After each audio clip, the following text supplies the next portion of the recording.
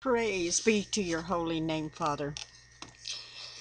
Praise be to your holy name. Father, bless this word. Bless this teaching. And I pray that understanding will move upon people and bring them closer to you. And eyes will be open. And hearts will be redeemed to you. In the name of Yeshua HaMashiach. Amen. Well, between times being with my family and enjoying them greatly, talking to my son, all in all, I had a wonderful day today. So, I pray that everybody out there has been blessed by the perfect hand of Yahweh, the one that created this world. So, Father, I'm asking a mighty blessing on this video in the name of Yeshua HaMashiach. Amen. Okay, as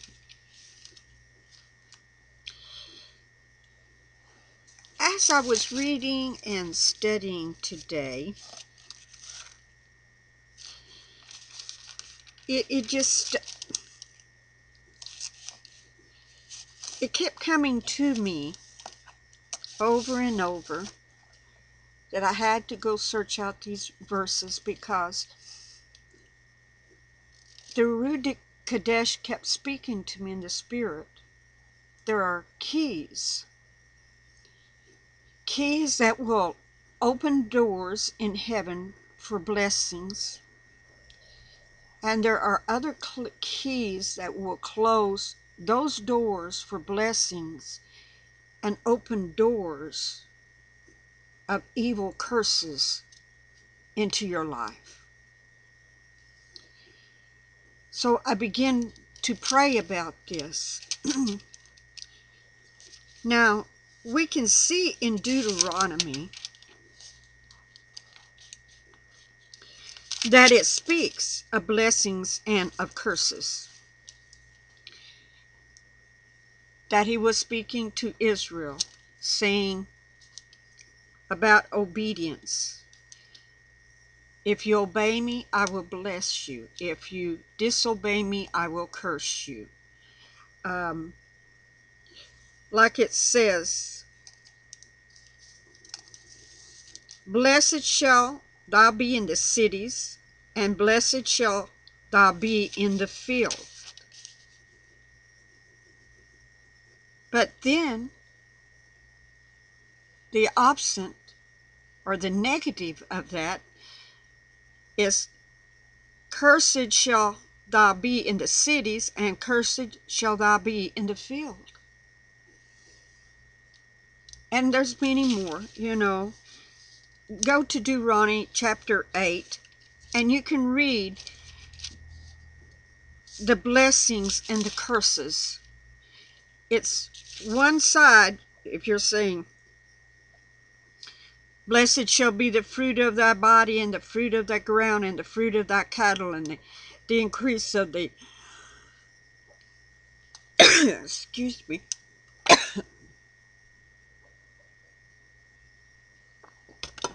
good old Diet Coke. But the fruit of thy cattle, the increase of thy kill, and the flocks of thy sheep. But on the other side, it says the same thing, but blessed shall be the fruit of the body. Cursed shall be the fruit of the body. Cursed shall be the ground, But there's keys that will open and close doors. And as I was praying, he kept saying one of the keys is the Aaronic Blessing.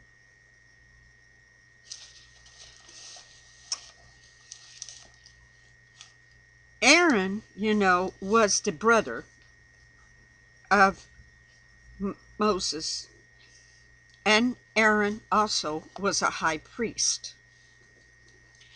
Now this is important because in Hebrews we see that Jesus, Yeshua, is the one that took over that high priest's office.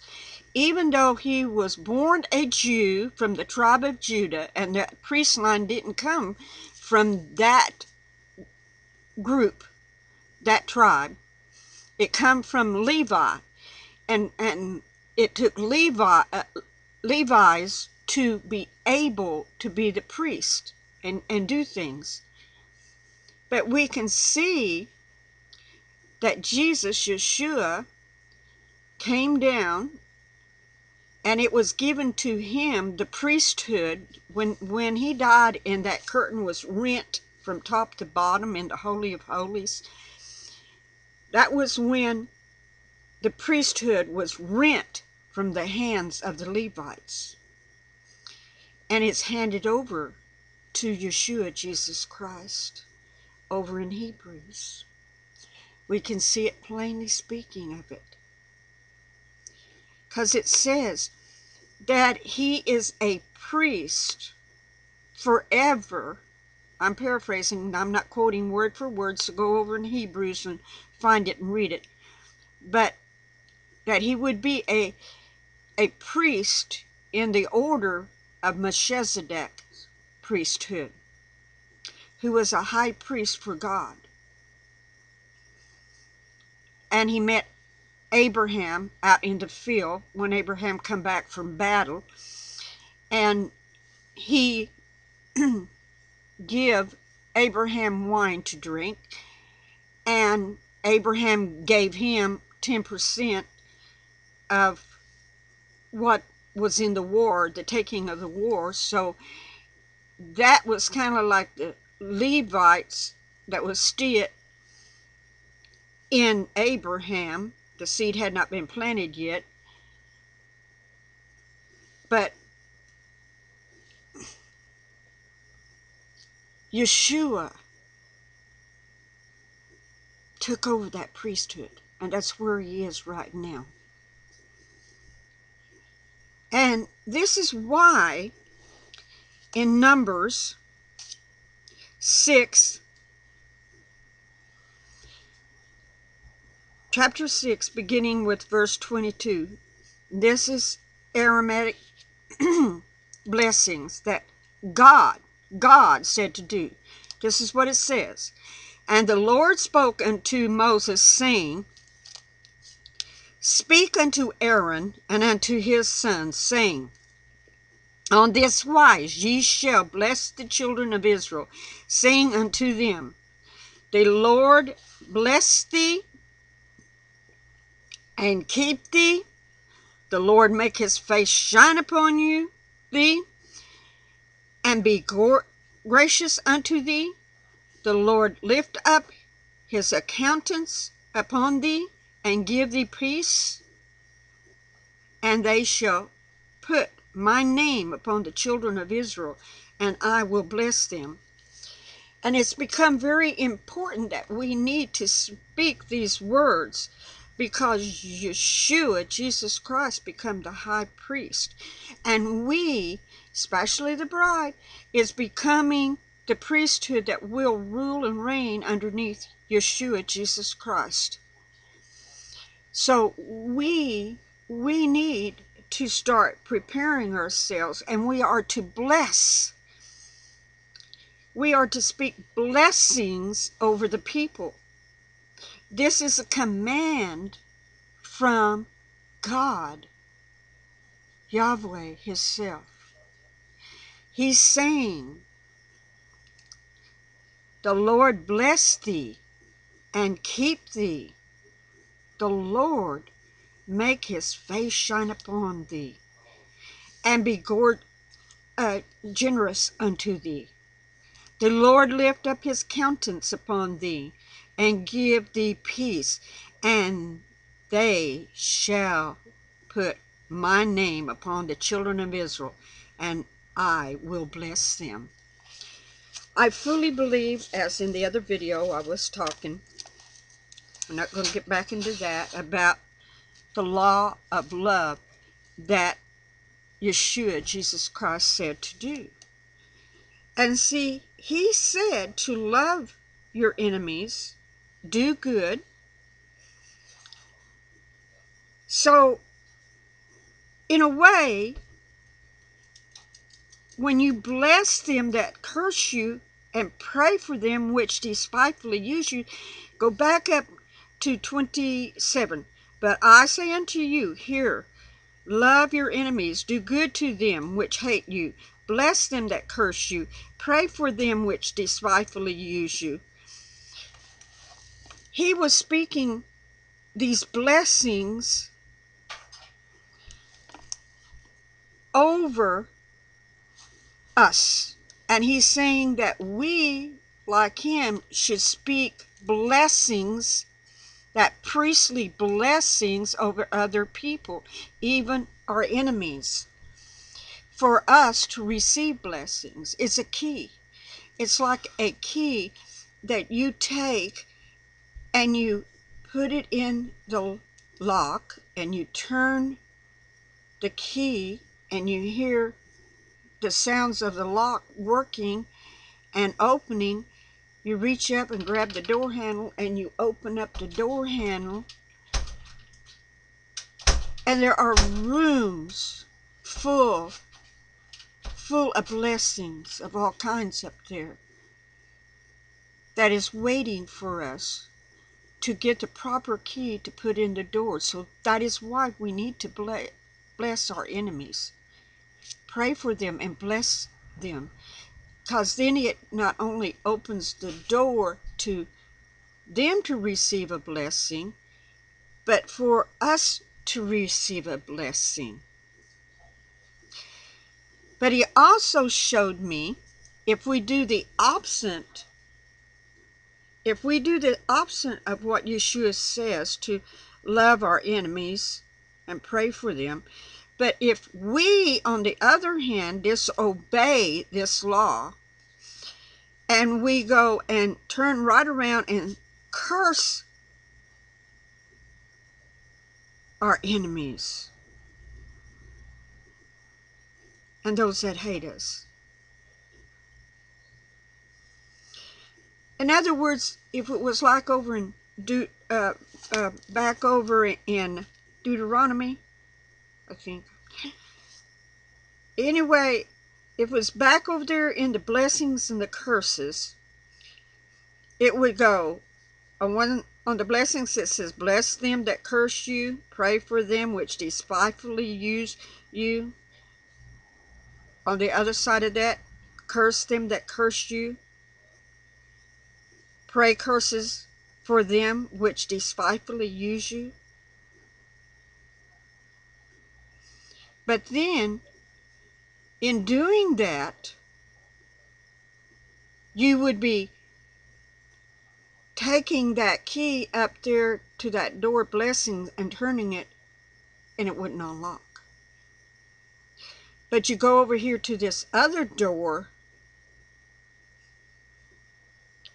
and you put it in there and you turn it and it opens. You can hear the tumblers going. It unlocks, and you reach up and you grab the handle and you open it up. And all those curses, all of that bitterness, all of that hate will come pouring out right on top of you. All of that sickness and disease that goes along with the hate and the anger and bitterness will come pouring out upon you.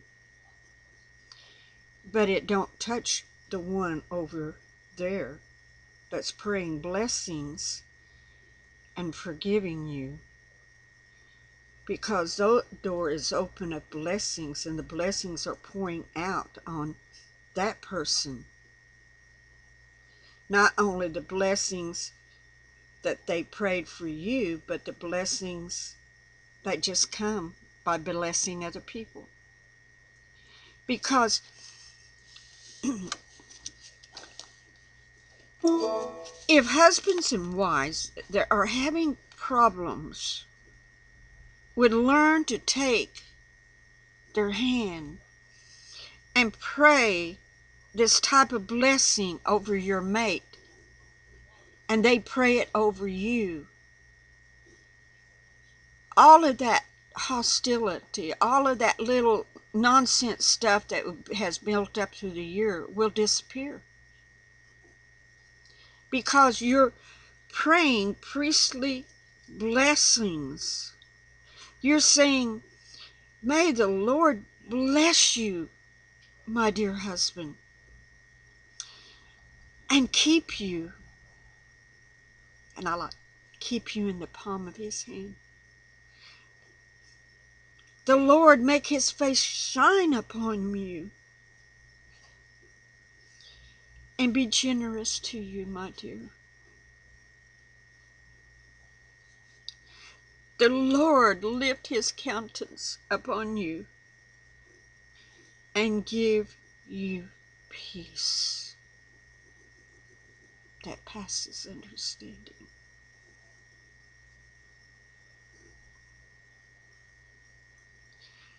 Then his name, Yeshua, Jesus Christ, will be placed on your husband, or vice versa, on your wife, or on your children, on your grandchildren, on your boss. Now, I don't suggest going up literally laying hands on your boss and saying it to his face, but you begin to speak some kind of blessings upon that boss, upon your job, upon people around you while you're walking down the street. Because every time you bless someone else, you're unlocking another door up there that has blessings for you. But you have to make the choice of whether you're going to accept them blessings, or if someone says something against you, if somebody says things that are hateful and mean and really hurt your feelings. And yes, I get my feelings hurt. A lot of times I wear my heart on my sleeve, it seems like, and I get hurt. But I have come to learn the minute I begin to feel that pain, I hush up and I begin to speak blessings upon that person. Mighty blessings upon them. That they will come to light, that they will understand that the things that's going on in their lives is because they have become disobedient to God, speaking and using his name in a profound way. We have to be careful how we speak his name. We have to be careful on how we address him. Because see, when we speak his name, we're speaking to the very character of who he is. And when we speak blessings in his name, we are blessing other people with the character of who he is. A loving, merciful, and forgiving. And yes, I know judgment's coming, and we see a lot of signs of it around us. But he is a loving and merciful God, because he truly, truly sends out warnings before he does what he has to do. There has been thought that went into the process of his character and why he loves us so much. For we are his children, created in his image. And we have to come to terms with that and realize that before we can understand how we need to really treat each other. Not in hate and bitterness, but in love, even those that hate us. I know a lot of people think that that's a New World Order thing, but no, The New World Order will teach hate. If you don't believe exactly like they believe and tell you how to believe, they will come against you with a vengeance, with all the hate and authority that they can muster behind them from the government, from Satan himself. They will come after you like ravenous wolves. They will try to tell you what you can accept and what you can't accept, who you can associate with and who you can't associate with. That's the New World Order. So, as I come to a close, and I pray that you understand what I was trying to say about these two keys. One holds many blessings and one holds many curses. We need to be careful of how we use Yeshua's name and his Father's name, because their names represent who they are and what kind of character they are. And when we pray prayers that are totally against what he has taught us in teaching us how to speak blessings over everyone, and truly loving people that truly hate us, and pray for our death.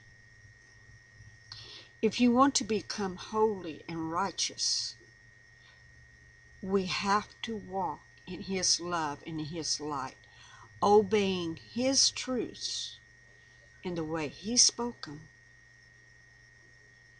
Because if we don't, we fail. And we become disobedient. And then all of those curses of disobedience will fall upon us. We must walk in blessings with a true heart, a purified heart from hate and the lust of this world and the desires of this flesh and this world. We must turn to him in full holy thought, praying true blessings and speaking in his love, even to those that would kill us if they could. But pray for your enemy. Bless them that curse you. In the name of Yeshua, I ask many blessings upon this video. I ask you to pour out your love and your obedience upon thy people. Father, right now, maybe the phone is ringing for you to listen. I don't know. But it is time to turn your heart to him. Time to turn your heart to Yeshua. Listen, because he is calling you tonight. He is calling you tonight to come one with him in love and mercy, forgiveness, so that peace of shalom, the true peace of shalom, can come upon you and dwell in your life. In the name of Yeshua HaMashiach, I bring this prayer to you, Father. I bring this prayer to you, Father, in the holy name of Jesus Christ, Yeshua HaMashiach. Amen.